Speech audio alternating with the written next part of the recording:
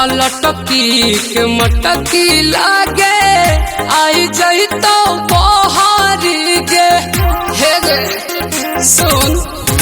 मजा मार लेतौगे रस गार लेतौगे तोर तो पल जवनिया उघार देतौगे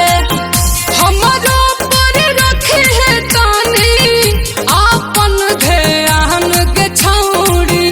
बढ़ो हऊ समान जैसे अजियो के पलान के छौड़ी बढ़ो हऊ समान जैसे अजियो के पलान के छौड़ी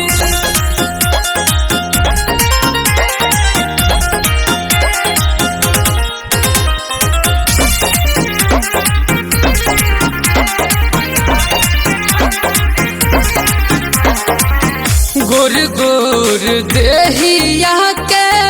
गजबे बनावट हउगे प्रिंस प्रियांशु बिकू माजा खूबे पावत हउगे अब तोर चाल रनिया हो कमाल रनिया बोल बनमी तू के कर